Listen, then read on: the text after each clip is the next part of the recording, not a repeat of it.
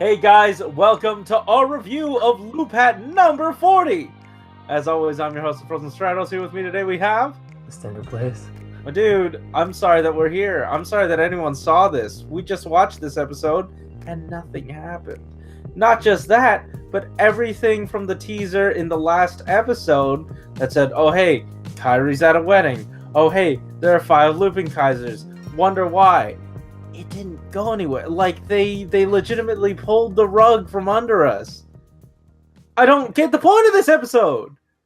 Yeah, I don't understand. It was probably a budget episode. Just, I don't even know. Like, How could it have been a budget episode? They still use their over-the-top finisher effects.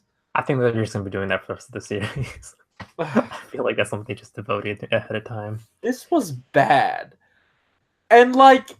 Yeah. Sometimes we get Patranger stuff, like, in the background. I get it. But at least they're shown to have, like, a little bit... Like, they're shown to be doing at least a little bit.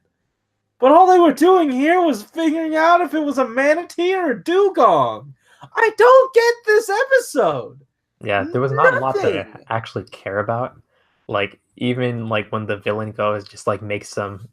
like worry a lot, like that was his power. It just makes them like super anxious and shit. Yeah. And like all that led to was like this one gag where they imagine Kairi, it's like, you know, abysmal future. Mm-hmm. And like that was a funny bit.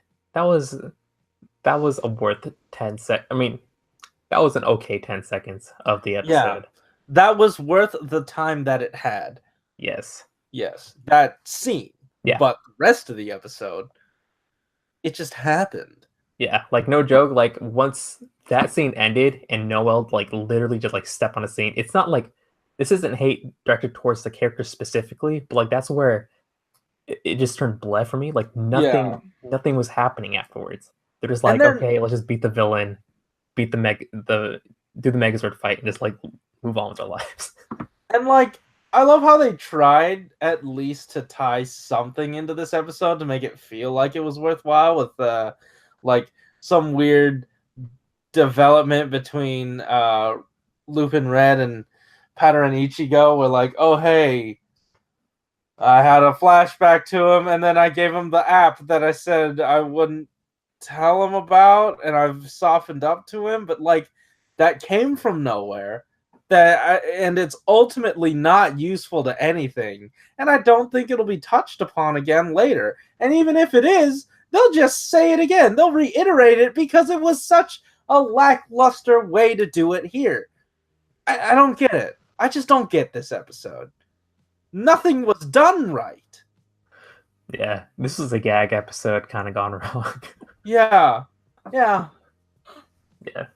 like they didn't like full commit to it. They're like, oh, we gotta make it just like a regular episode. It's like fucking whatever. I honestly would have been fine if the ending was a gag, but then they made it like this really cute puppy, and I ended up feeling bad that this really cute puppy was in an otherwise abysmal episode. Yeah, I mean, they thought it would salvage the episode. Yeah, they made it for kids, honestly. You know what? It'll sell for us. We're gonna have that as our thumbnails this week. I'm down with that. Honestly, it was the most compelling part of this episode. But guys, if you think we're wrong, I guess tell us in the comments down below, because this episode sucked. Yeah, just fight us in the comments. Yeah, no, because this is a hill I'm willing to die on. This episode was trash. Yep. Guys, thanks for watching. Keep it juicy. Yeah. I'm sorry you watched the episode. Yeah. Okay. Well, at least the bad shit's out of the way. Yeah.